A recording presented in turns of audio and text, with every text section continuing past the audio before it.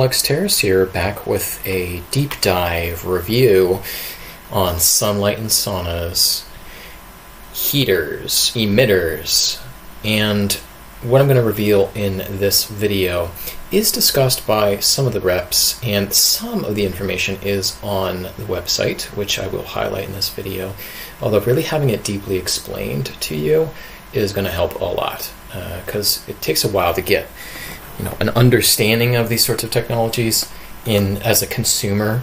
And if you haven't heard about me, I'm basically a dealer for 10 different saunas, and I work with many other modalities too, light therapies and many different product categories.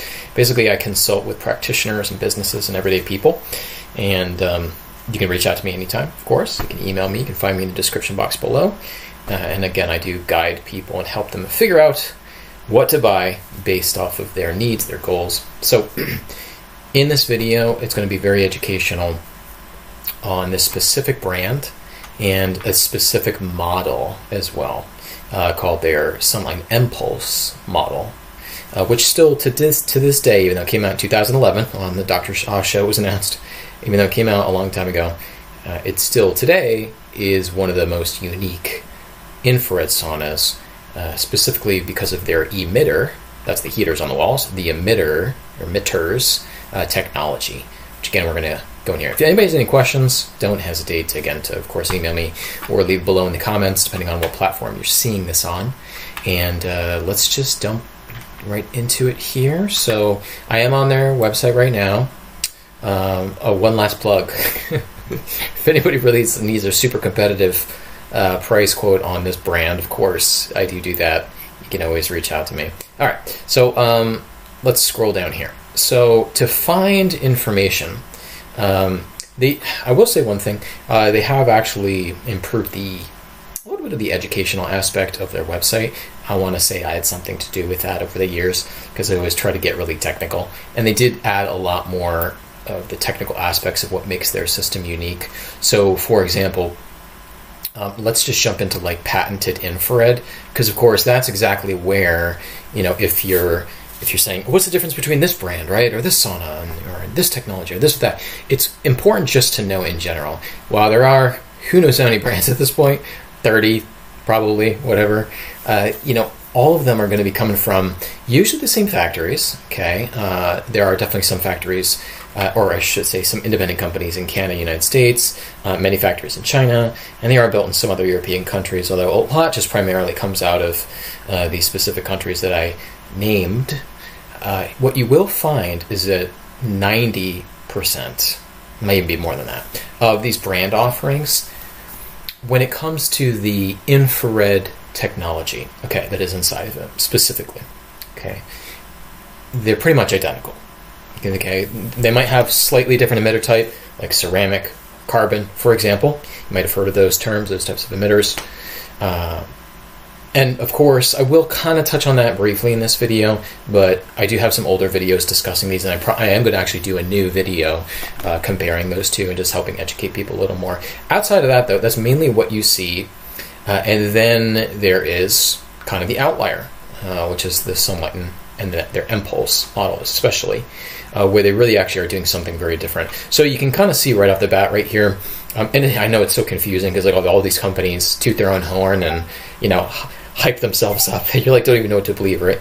But legitimately, you can look at this on my website right here. The 23 global patents.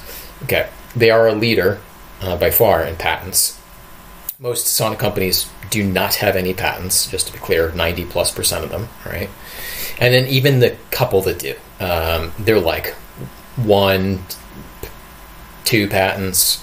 Trying to think how many Clearlight has at this point. I don't know. I think they might have like 4 or 5, but you really kind of have to then, so it's one thing to have patents and actually show that you're innovating and you're actually offering, you're investing in your own company, you're developing new things that might be therapeutic or useful, right? That's one thing. But you also, in your due diligence, have to actually look at the patents, or at least just very briefly, because of course anything could be patented. That doesn't necessarily mean like, oh, that means that, this is better, to invest in per se right off the bat. You always have to do a little bit more due diligence when you're looking at equipment and products. So when you look into the 23 global patents, then yes, you absolutely do see, especially when it comes to therapeutic aspects of a sauna, that there are multiple on the different infrared technologies in the sauna.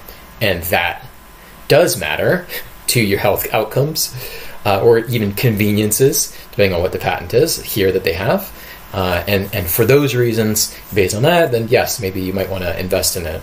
Okay, so I just wanted to point out that, it's an impressive number, and again, some of those patents are absolutely correlated in ways that, might be showing us that it therapeutically could outperform potentially other brands. Okay, so let's scroll down. Okay, so, and again, this is not going to be like a full website walkthrough. I will be showing you some other of my past videos and talking over them, where I did a deep dive on the emitters, because we're going to be going more into the emitters here on the wall. So this is more of the deep dive video for this, okay, just to be clear.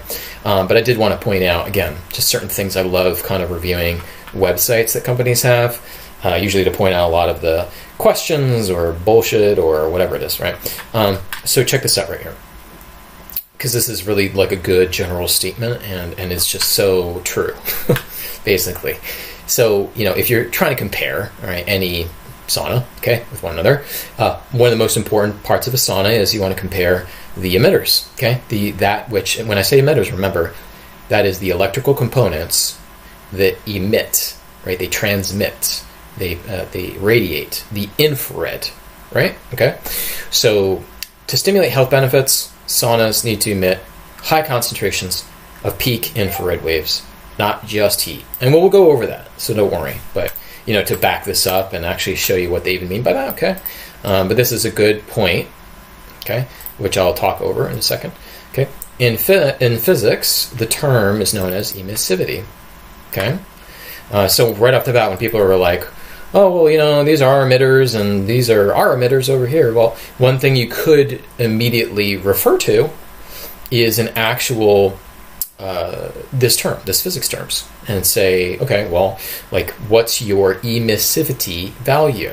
Okay, or sauna company B, right? What could you tell me about your emissivity when it comes to your infrared heating technology, right? Doesn't that sound like a great question to ask? So, and honestly, that's a good place to start. I do feel there's many places to start though. But that is one way. If people are like, "God, it's so confusing. Like, I don't know what to choose," and okay, well, let's just really get technical about it, right? And say, okay, you're getting a sauna, right, for the infrared, obviously. You can get a traditional sauna, of course, right, that doesn't have infrared emitters on the walls.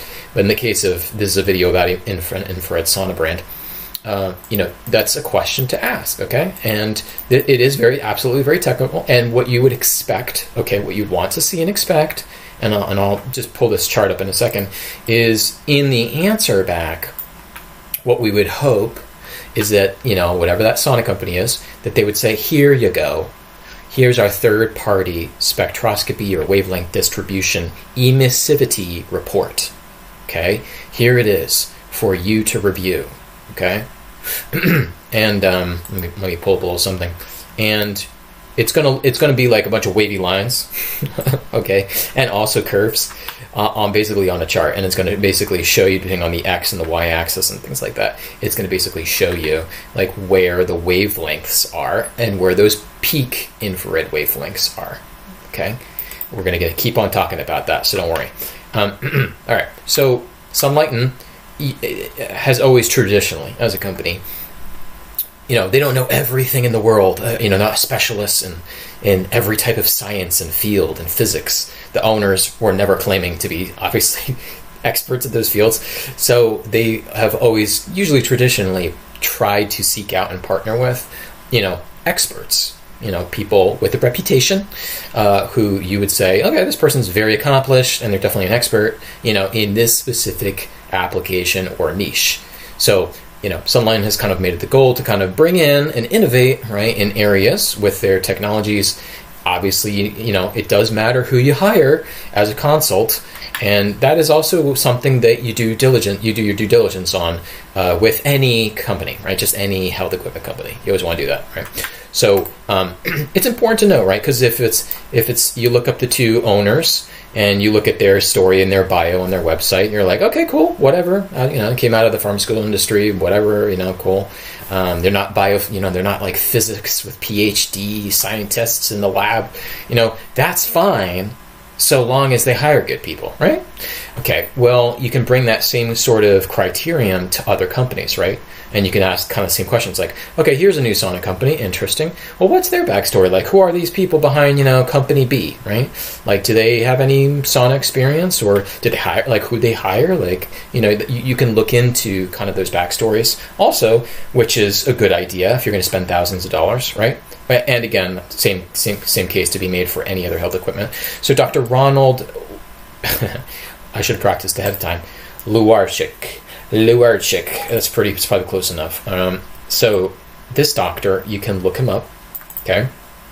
So he definitely has a lot of experience in chemistry. Okay, I'll explain that in a second as we look at the emitters in this Mpulse. And actually their solocarbons, which is one of their trademarked patents, is also in the other models to be technically accurate, and I'll show you exactly what's in the other models and what's different in the Mpulse.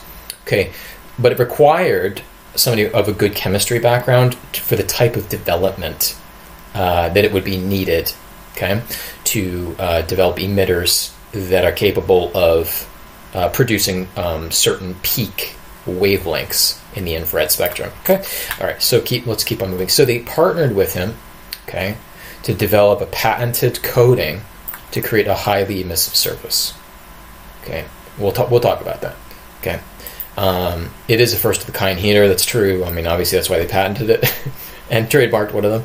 So technically, yes, nobody else does have that in the infrared sauna industry. Okay.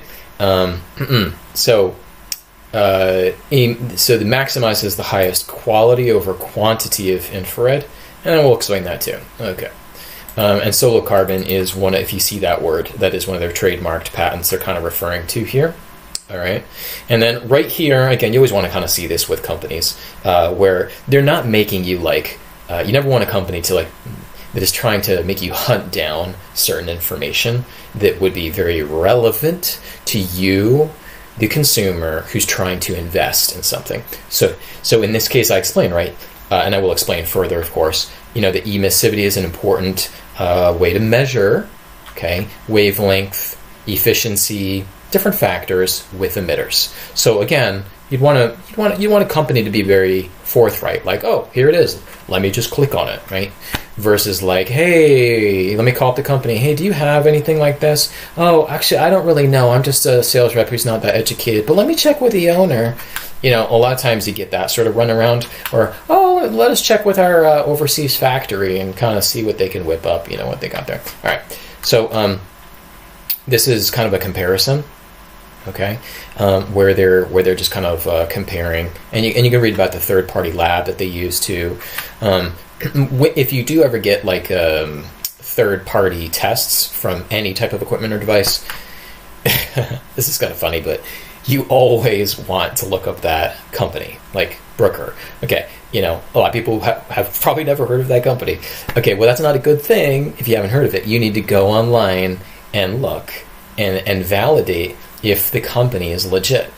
Now, in this case, yeah, they're extremely well-known, top-of-class engineer firm, okay, experts in verifying different types of heaters and materials that are used for so many different industries, okay? So they're a great lab or service to use, okay, very well-known. But I'm just bringing up the point that it sounds crazy, but in this industry and others, never accept a third-party test, independent test, at face value if you don't actually know that company, okay? You have to look them up because, yes, it's crazy, many companies will kind of fabricate, okay, legally in certain ways, an independent testing agency, which when you look at the name of it, it might sound really convincing, but it's they're just not really legit, essentially. So in this case, it was easy to find. It's absolutely, you can look up that third-party engineering or lab testing company if you want on your own time. But I just wanted to throw that out to it. You do have to do further due diligence, unfortunately. Okay. Now, the last thing I would just say about third-party tests looking at emitters is that for most companies that don't really have anything novel or unique, as I said before, a lot of times if they will help you, they'll get a test from the factory that is producing their sauna. Okay? Now, it's debatable. Okay, we could debate about if that's good enough or not, all right, as part of you doing your due diligence. Ideally, if you're going to spend thousands, ideally, if a sauna company really has something unique or is concerned about really offering and showing and proving their superiority, I guess you could say, to the consumer and over their competitors, it's good to see an additional third-party independent test done on various things, let's just say, including the emitters. Okay, so in an ideal world, you'll see an independent third-party test. Okay, so let's keep on going. And again, there's that patent number right there. As you can see, they're very forthright. This is very unusual in the industry. Granted, as I just said, like most sauna companies obviously don't really have their own patents. But again, for any company, this is the type of things that you should see and you would hope to see. Okay. So here's some great photos. Now we're going to start to get into, and in my own personal videos that I took as well of these emitters that I'm going to pull up on the screen. Here's some really cool photos of, let's see, I think there was another, well, that's fine for now. I'll show you another photo in a second. Okay, so see this coating right here? Okay, so this is like the base layer, all right, on a material called, where's that material? There it is. On a material called Capton, however you want to say it, or Cap for short if you're a Marvel fan. All right, so Capton, okay, have you ever heard of the James Webb Telescope? Okay, well, NASA and other agencies, a lot of times they'll use this gold sort of foil-like material, which you'll see in a second, because it's really flexible to be wrapped and used to protect or to just handle a very, very wide temperature range. Okay, so it can go as low as negative 452 degrees, which is perfect for space, by the way, and go as high as 752 degrees Fahrenheit. It's pretty incredible if you think about it, right? With no like wear and tear issues. So, so they basically incorporated this as a base layer, okay, to the material.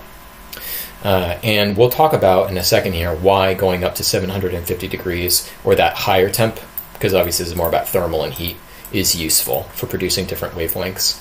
Okay, so you can read more. I'm going to put these links, by the way, in the description box below if you want to look at all these different things. But anyways, this is one of the materials that they used. I forgot the company that produces it. Maybe it's Duke or something. I don't know. All right, so let's go back here.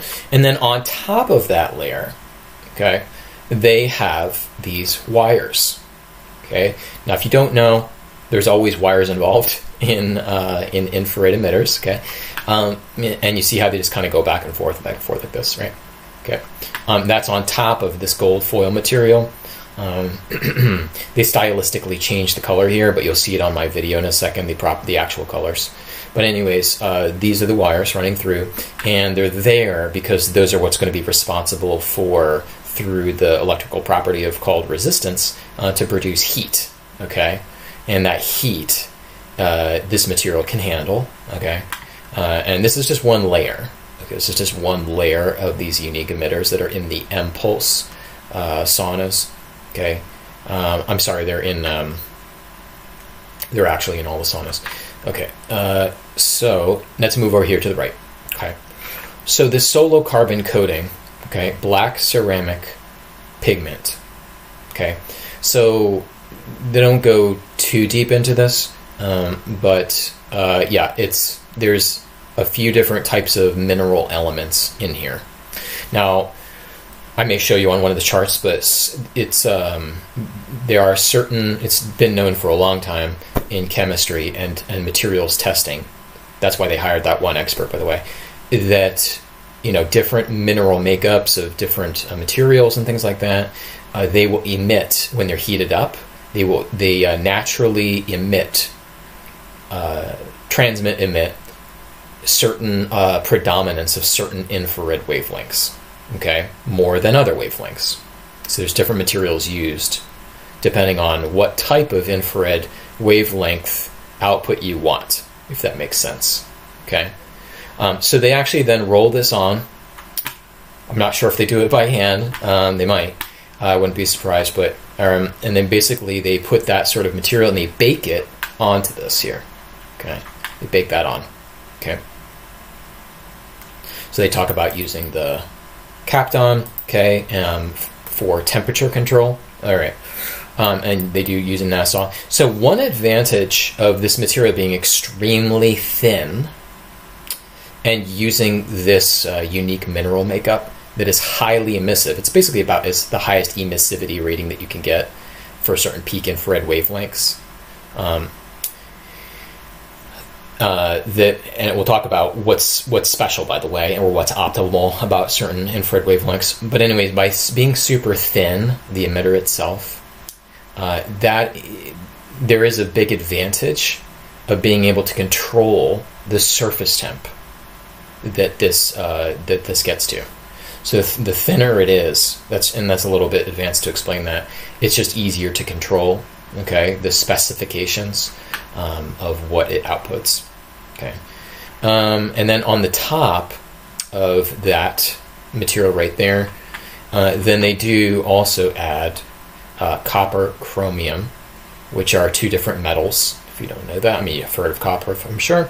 And so when they add that kind of sprinkling to the surface, according to all the independent testing with the labs, that takes their 95% emissivity rating at this stage, 95% of the solo carbon, and then it brings it to 99% emissivity.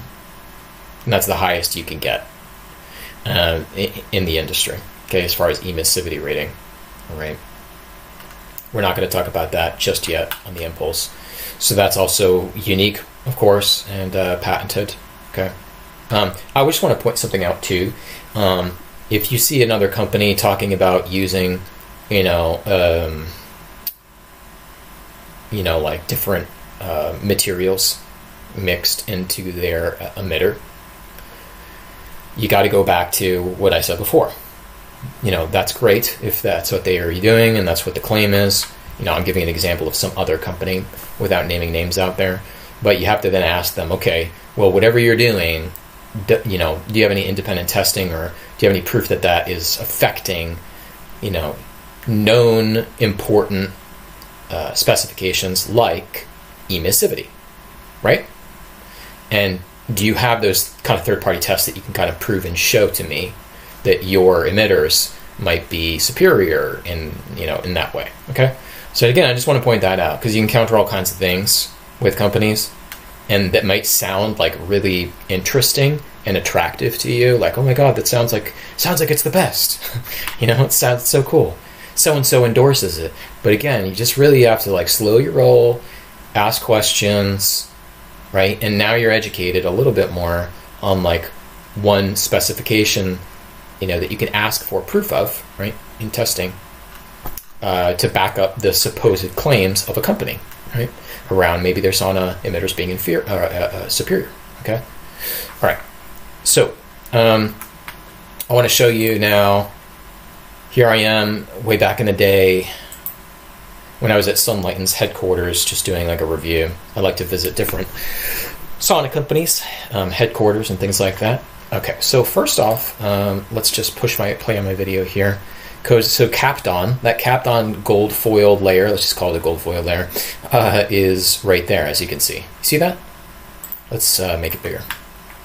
So you see the wiring in there, but you also see how it's kind of, anyways, it's kind of obvious, right? It goes like that, okay.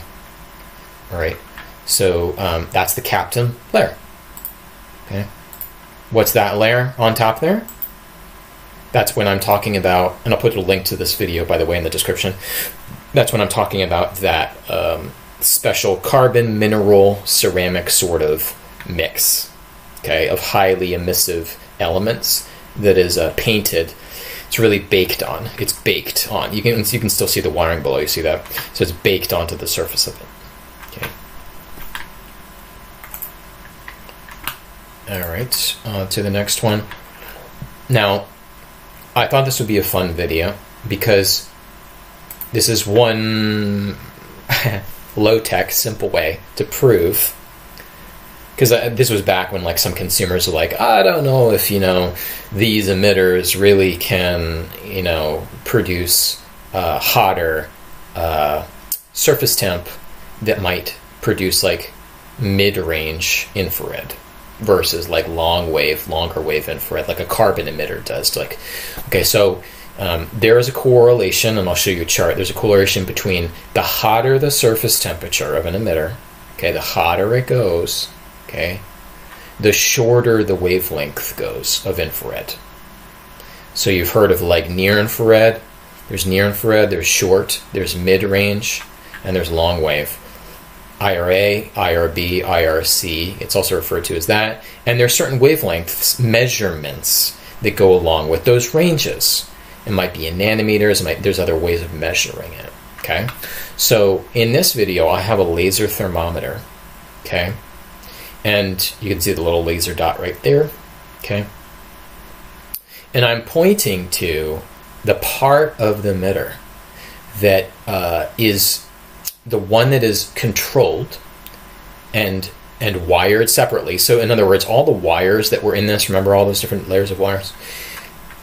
Depending on where you are in that wiring, okay, where you are in the wire, they can control through the sophisticated control panel how hot those sections are getting, okay?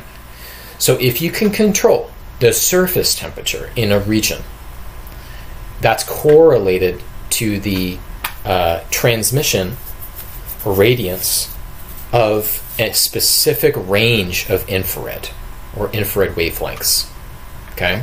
So the hotter it goes, remember, it starts to go more towards the shorter range, more towards near, it goes that direction, goes towards mid, goes towards near, right? And the cooler a surface is, you're going to get more of this far, long wave, higher micron range, okay, that you may have read about or seen, all right? So in this, I have a laser thermometer aimed here, okay, and what do we see? We see that it was getting to 350 degrees, right? See that? So why is that important? Because I think I have another video, but either way, you can ask a carbon emitter sauna company. So most sauna companies, sauna brands, they use carbon emitters on the walls, okay? If you say, hey, can you show me the specification on that carbon emitter? Let's put it this way. Almost every carbon emitter that's produced out there usually has about a maximum first surface temperature of around 185 degrees, okay? Anywhere from 160 to 185 is common. They don't really go past those temperatures because they literally start to melt. They start to burn and melt, okay? So they can only go past a certain range, the way that carbon emitters are produced in the industry, okay? So if you took a laser thermometer to a carbon sauna emitter, and they're pretty cheap to get these things, by the way. You can basically go measure it yourself, and you can see, what those carbon emitters get to. And you can also ask the company for the testing that says what it's specified to get to, the wattage, the total wattage of the emitter, and how hot the surface temperature of that emitter gets. Okay. So right here, I'm kind of through a really low-tech way proving to you an aspect of how this emitter is different. Okay. Yes, it's black, and it looks like a regular carbon emitter that you might see in some other sauna company, but it's getting to 350 degrees surface temperature. So it's definitely not like another sauna company's carbon emitter, okay, just based on this temperature statistic alone, okay?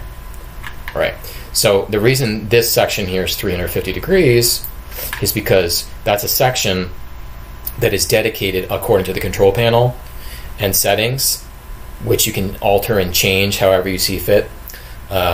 It's dedicated more towards delivering a shorter micron range or lower micron range, so not as much of the long wave far. But I'm starting to approach more the middle of the range. Okay, it's dedicated to producing more of that. Okay, so I just kind of wanted to show you. Remember, there's a correlation between surface temp and the wavelengths that are produced.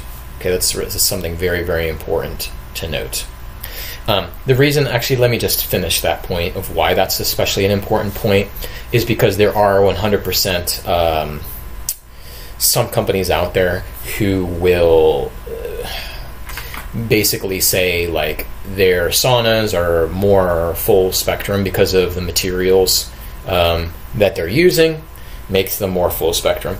And that's just not, I mean, let me just say that it's about it's so that's true so long as those materials that are used are getting to a hotter temperature. Okay? And so that's the only thing you need to know. So if a company is saying, oh, well, we got this, and this, and it's more full spectrum, that's your next follow-up question. It's like, okay, can you tell me on your special emitters or whatever it is, how hot that gets, that specific type of technology or unit? So if it's, and that's where you'd be able to tell. Okay, so to basically produce a wider range of spectra, this is the conclusion. To produce that wider range or fuller spectrum, what do you need? You need to have emitters that are varying temperatures. Cooler, it's still warm, of course, still hot, but let's just say cooler, like lower temp, okay, and going on in a range to hotter temp, okay, and that would be more fuller spectrum. Does that make sense? Okay. So, for example, okay, let me see if I can pull up. My infrared bulb here. Here we go. I think it's right here. All right. So with an infrared bulb, okay, look how hot that filament gets inside of this is an estimate, inside of a 250 watt, which some sauna companies have out there, right? There's like tent saunas and stuff, sauna space, whatever. 250 watt heating bulbs, 3,500 degrees. Okay, now that's definitely within the range of what they call near infrared. Okay, portion. It's kind of on the lower end, actually. Either way, just to keep it simple, this is more in the near infrared range of things. Okay. Now, so I just kind of wanted to point that out. Now, am I a fan of those near infrared bulbs or getting just near infrared? No, I am not, and I will absolutely explain that in this video as well. If you just bear with me here, actually, I think that we will just finish that point real quick here on why I'm not an advocate for those near-infrared bulbs, okay? And why I am more of an advocate for an LED approach. This is an old school video, by the way, so it doesn't show the new larger emitters. So they actually added and increased the size. You see how big they are now? They increased the size of the LEDs that are in here for producing the near infrared. But we'll talk about that. But basically, near infrared studies, of which there's thousands, they use lasers or LEDs, which are non-thermal. They do not produce heat, okay, to produce the biological benefits, okay, versus a heat lamp, which is producing near infrared, but with almost exclusively heat. So it's different. Okay, it's different. But those sauna companies that offer the bulbs, okay, they will make the same health claims as the LEDs and lasers, which are non-thermal photobiomodulation research. So it's extremely misleading, okay? So if you're like, oh my God, I've heard about near-infrared, all these studies, all these amazing health benefits, okay, don't be confused. there's absolutely no guarantee or anything to back up that those benefits are achievable with near-infrared bulbs, heat lamp bulbs. Okay. If you need any guidance on LEDs, if you don't want to get a Sunlighten Mpulse, for example, and you just maybe want to get your own LED sort of device, outside of a sauna, you can ask me about that. I've worked with almost every company. Anyways, all right, so check out this website, Heat My Space. Now, there's many other companies out here, okay, that are experts in space heating. Space heating. It's exactly what it sounds like. Okay, heating your workshop, your home, your outdoor patio. You get the idea, right? So there's many companies in that industry, okay, so not the sauna industry. And you can read a lot of educational information, which is unbiased. In other words, they're not trying to sell you an infrared sauna, okay? So if you read, for example, you go to this link and you read this page here, you're going to really be able to understand and become a lot more educated on some of the misleading claims that some infrared sauna companies put out. Okay, so remember, let me get down here to near infrared, for example, and show you exactly what they're talking about. Okay. So check this out right here. Nature's inbuilt defense mechanism against high temperatures allows the skin to reflect a large percentage of shortwave energy and prevents its effective absorption. Okay? They're talking about talking about very hot heaters, like those bulbs, okay? Or the longer, quartz heaters. They're like longer ones that you might see. They're like rectangular, and they have like a hot light in the center that are skinny. Anyways, those types of near infrared hot heaters, okay, which is more like an incandescent, almost like energy. Your body naturally has a defense against that. Okay. Shortwave, so they're talking about like near infrared and very close to near infrared, is very transmissive. What does transmissive mean? Okay. It penetrates deep into the skin. Okay. Does that mean that it's more therapeutic? No.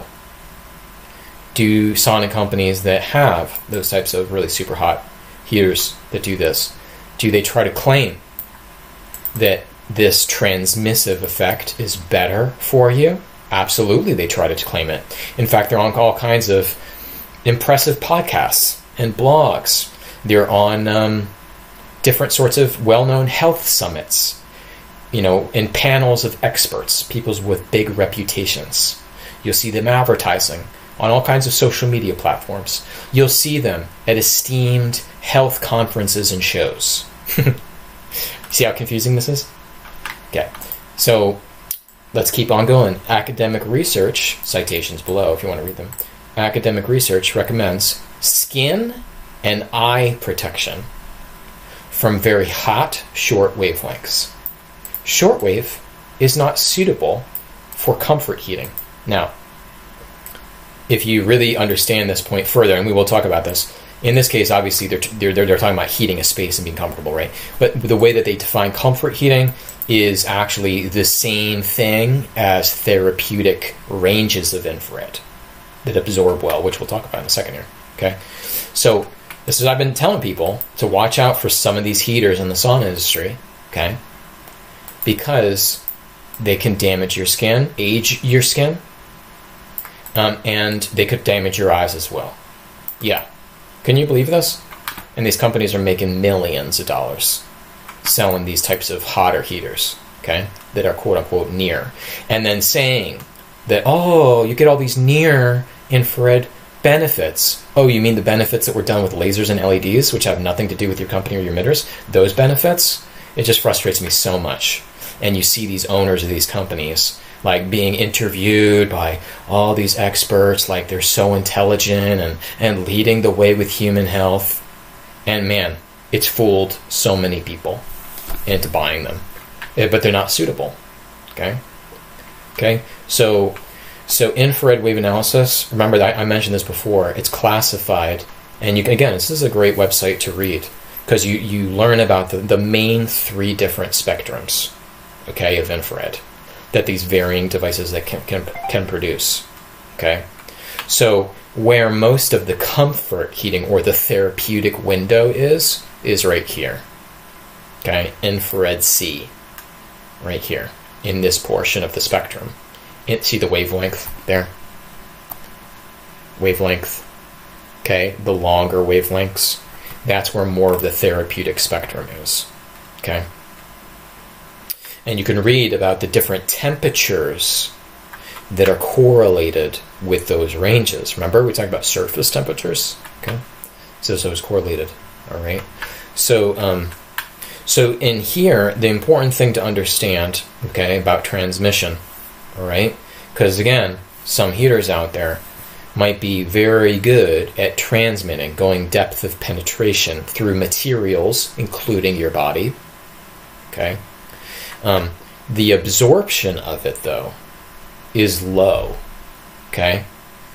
So basically what you want, okay, absorption, when infrared is absorbed, it is converted into lasting heat and energy, okay, in the body, okay?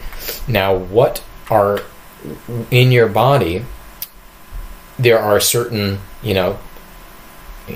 tissues, okay, that are they're composed of different molecules and materials that absorb portions of the infrared spectrum better, okay, than other spectrums, okay? So, read this. Wavelengths best absorbed by water, okay, which reflects the least, okay? All right, what are they saying? Okay, well, your skin, your fat, your everything, you got a lot of water, okay, in the portions of your body that are mainly getting bombarded with the infrared rays inside of an infrared sauna, okay? So, which is this purple line here, showing that has one of the highest absorption levels of infrared in the longer ranges. That's water. That's the water line, okay? All right? So water in the skin, in the tissue, in the dermis, in the epidermis, etc., and so on and so forth, it's really good at absorbing infrared and actually conducting it and turning it into energy. That's where all the magic happens. It happens in the water. If you understand what water actually does, that's a long conversation from a biophysics standpoint, but and how all these benefits are possible with your cells and your mitochondria and all these different things, okay? To understand the benefits, most of the benefits metabolically of a sauna, an infrared sauna, you have to it's all correlated to water, okay? It's directly correlated to water. So then, of course, the logical conclusion is, okay, Alex, what infrared emitters are best, or which ones produce the best wavelength ranges that would then be absorbed best or most efficiently by water? Does that make sense?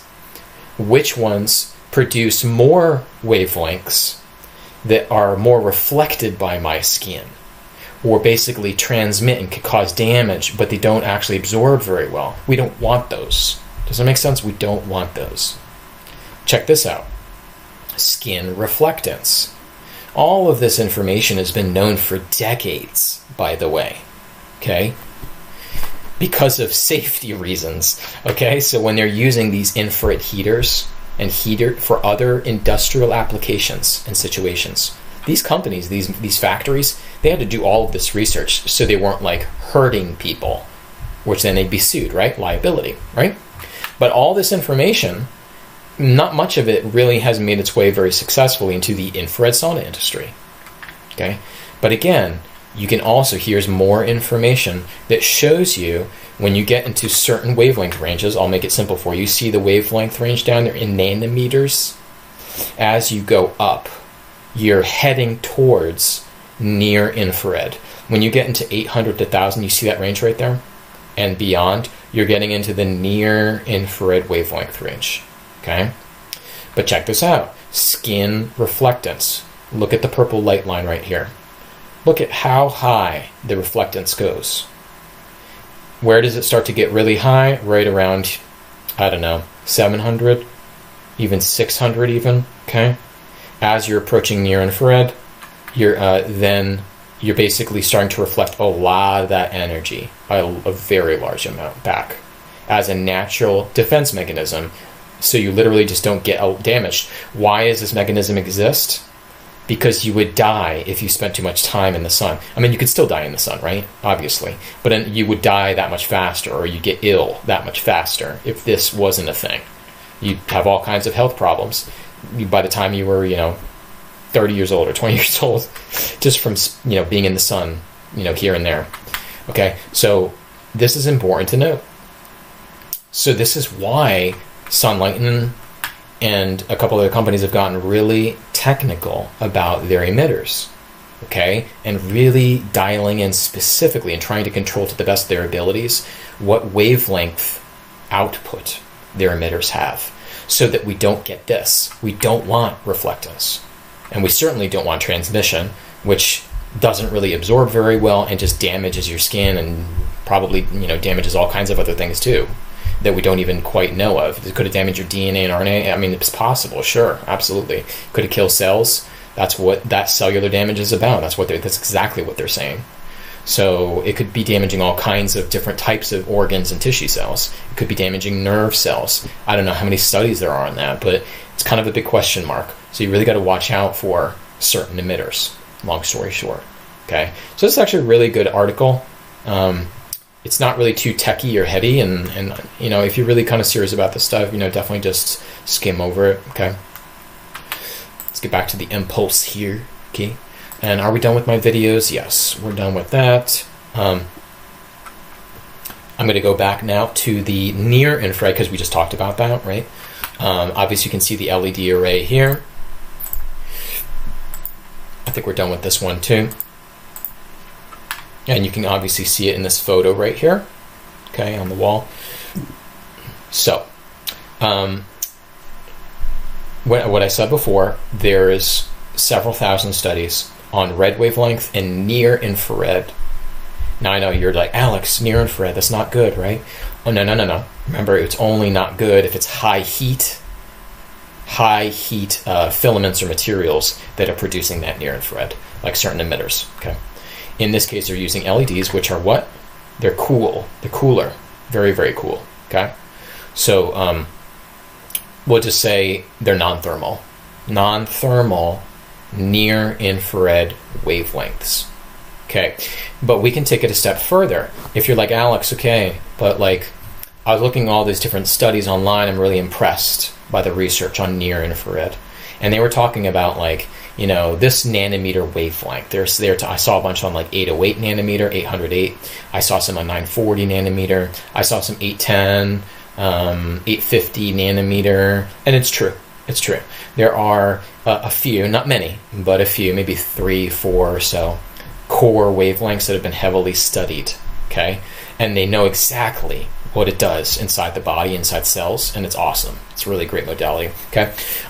Now, that they call that, again, the field of photobiomodulation therapy. Okay, so when Sunlighten, remember I talked about how they were partnering.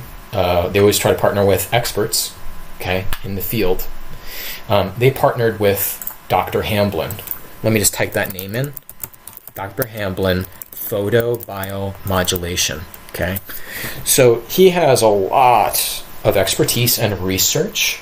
Okay, there's a few leaders in the field of photobiomodulation research, but especially not just with lasers, but leaning heavily into LED application, LEDs, light emitting diodes. Okay, there he is. Okay, and he's done a lot of work with Harvard, a lot of studies over there with Harvard, by the way. And there's a really good book on that one right there. It's kind of pricey, but amazing. So he's very well known, very well respected in this field. Okay, he's been on many different clinical research studies and things like that, and you can kind of read about him here if you want to. Okay, and there's a few other leaders as well. Okay, with the usage of LEDs. Okay, so they hired him. Okay, this is way back when, but they hired him to help them build this LED array to proper specification. Okay, when we don't have to get too far into the weeds on what that is, okay? But again, that's just something you want to see, right? So, if some sauna company's just sticking something like this inside a sauna, it's like, well, do they know anything about LEDs? Was it properly done, right? So Dr. Hamlin is very well known, okay? So doing something like this is easy, a very easy work for him to do, and it's a very easy job. So that is already in here. Okay, and that's dedicated on the control panel here. That's dedicated to any of the programs that you select or manual mode when you want some of the benefits associated in your session with near infrared wavelength. Okay, and they give a little explanation here, which it's not actually on the near infrared. That's that section. That's fine. Okay. And they do have 3 different models, so you're not confused here. Okay, so you can kind of read about them right here. They do all have the solo carbon. When they talk about that carbon mix that's highly emissive, they do all have that. The Mpulse, remember, is the one that uses that Captain gold foil type of material, right? Okay, and as they say right here, 3-in-1. What do they mean? They're talking about that there's 3 different of those. Remember when we talked about those infrared spectrums, like the ones that are a little bit in the shorter wavelength, then the mid-range, and then the longer wave. So they have you could say it's 3 emitters. There's 3 different types of emitting technologies or materials, okay, to maybe simplify it, that are inside of this panel that you saw in my videos. Okay, that's what they mean by this. Okay, obviously the near infrared LEDs is 1 of 3.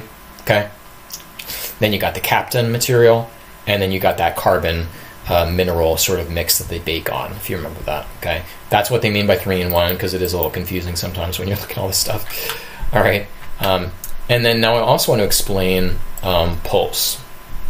Okay, so the pulsation effect is basically, I'm trying to think if I have a good picture on this, but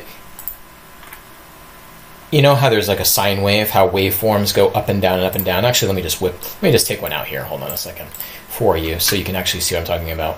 So a lot of people think that Mpulse is just kind of like a cool name that they just randomly came up with. Okay, so let's type in pulsation waveform. Okay, it's not just a random name that they registered for fun. Okay, yeah, this is fine. I mean, whatever. It's all waveforms. That one's like crazy. Whatever. You get the idea, right? Okay, up and down and up and down. Okay, up and down and up and down. So there's different types of waveforms, obviously. Okay.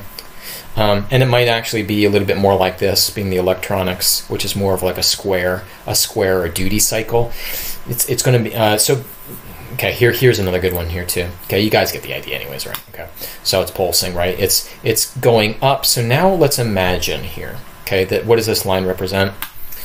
It represents the electricity going to an emitter that is being converted into heat or infrared. Okay, and some infrared wavelength, okay? Wavelengths, plural. Okay, so here we are at some level of intensity. Then what happens? It goes up. It's at a higher level of intensity for a period of time. Now it's declining a little bit, and now it's up again. Okay, pretty easy to understand, right? It's a pulse train. Okay, so that's actually what's behind that. Okay, so why is that important? Okay, so when you have something called peripheral blood flow pulse. Okay, what does that mean? I'm just trying to see if they have any like useful pictures here. Okay, so you have all these different sorts of little capillaries and arteries and that are going where? They're going to your skin. They're going to your muscles. Why can't I pull up a cool picture here? All right, anyways.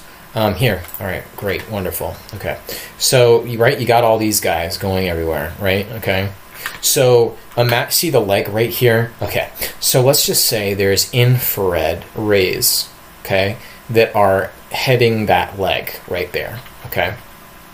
So if that infrared in this area of the leg, okay, was higher intensity than the left leg, let's say you're getting a bunch of infrared right there, okay, what do you think is going to happen?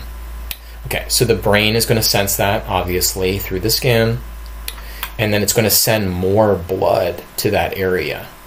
Why is it going to send more blood? And there's obviously a lot more than these main arteries, okay? There's like a gajillion, like thousands of miles of additional capillaries and smaller vessels that are going everywhere through this entire area of the leg, for example, okay? But anyways, you get the idea. I'm just showing a visual so you don't have to listen to my voice and be bored. So your body is going to basically, in this example, because more infrared energy is converting here, it's going to send more blood flow here to try to maintain homeostasis, okay, to support the tissues. So basically, as that cools down, then basically blood flow will go back, charged up with the energy to other areas, okay? So, and now you see a little pulse here, okay? So as the pulse comes up in intensity, that's the intensity of heat, energy transfer to your body, okay? Your body is going to respond through the pulmonary system. It's going to respond through your cardiovascular system. Okay, there's a lot of changes that are monitored by your autonomic nervous system, okay? Your autonomic nervous system controls all of this stuff. You don't have to think about let me cool down my right elbow. You know what I mean? Like, it's going to automatically happen for you. Okay. So as you have an increase, basically as you have a pulsation between the different emitters and the impulse, so different emitters may turn on at different times. You have more of certain wavelengths and less of other wavelengths. You might have more intensity output radiation and less at different times. What that does is your autonomic nervous system through your brain has to keep monitoring. It has to keep changing the flow, okay? Has to keep changing the flow, okay? So basically, what that does is by pulsing, your body has to keep adapting to the stimulus through the whole time that you're in the sauna, okay? So our body's constantly adapting. Now, if you were in the signature series of models that they have, or you were in pretty much any other infrared sauna out there, okay, or even a traditional sauna for that matter, the stimulus is the same the whole time that you're in that sauna, correct? You select the temperature in most saunas, right? And then you select your time. You say 140 degrees for 20 minutes, right? And that's going to be your session, right? Now, every time you go in that sauna, it's going to be the same stimulus, okay? The emitters are going to get to the same surface temp, okay? It's different inside of an impulse for the reasons I just described. So as she's sitting here for 20 minutes, regardless of whatever temperature she selected, 160, 130, whatever temperature she selected, that's not the interesting part. The interesting part is that all these emitters are going to cycle differently while she's in here, okay? So her body has to keep adapting to the changing stimulus of energy, of different infrared wavelengths, and the different amount of energy that is behind each of those, okay? So that's actually what's really going on here. So it could be a much longer video if we were then to go into, okay, why is that therapeutically better, right? So it stimulates the body in different ways, okay, metabolically, okay, through the autonomic nervous system, okay, when you are cycling things like that. So in other words, depending on what your settings are and how you're cycling things in different orders, your body will have to adapt to it differently, and in that adaptation, it may favor certain sorts of benefits, okay? So that's basically backing into their control panel. And when they talk about the different programs like weight loss, anti-aging, cardiovascular, pain, you get the idea. So there's different pre-programs. And then there's also manual mode, where any one of these emitters you can control. So if you're in here with somebody else, if she was in here with another person sitting here, she could control her panel behind her, her emitters. And if this person had a different preference over here, okay, see that on the left? They also could select different settings right here for this emitter. No other sauna does that. Okay, where if somebody has their own preferences, they can adjust it. So that way you both can be comfortable and enjoy being in there at the same time. Okay, so is there anything else? Want to drill down too far in? Obviously there's a lot more that could be said, about the sauna, but you can always reach out if you kind of have more questions on this particular model of sauna. There definitely are some other unique features to it. This is what the Impulse looks like when paneling is covering. One thing that I did want to point out is the material that is used here. You can't see it in this particular photo. I do have a video, but they actually use a material called Celiant, C-E-L-I-A-N-T. Celiant has been around a long time, and that is a type of carbon sort of infrared fiber, infrared absorption and transmission. It's a good material that when it warms up will emit infrared, and that is a non-toxic material. So I know it looks very solid here, but when this is it's almost like stretchy when you lean into it, it's extremely porous. So holes, in other words, when you look closely at it, it has a lot of holes. So any of the infrared here basically can easily absorb into the material and radiate through the material, and also most of it just passes through the material right into your body. Okay, so even the material covers that they have here are also unique that are in here. It's actually a little complicated in the manufacturing process to actually make these frames, but you can always talk to me about that. So it is definitely a very unique sauna, that is for sure. And it definitely, I think there is some therapeutic advantages to this kind of unique emitter setup, and kind of how it cycles through the different sorts of, the 3-in-1 sort of effect, the pulsation effect, what the body has to keep adapting to. Again, last thing I would say is, if you're going to use a sauna long term, just like if you were doing exercise, I think everybody could agree that, we have all heard about the concept of changing your exercise program, right? You don't want to do the exact same thing, the exact same routine every single day, or, forever and ever and ever and ever and ever. Your body, when it adapts, it can get conditioned and very efficient at handling a certain type of stimulus. So that's why you kind of want to keep on changing it up. And so long term, that could be something here.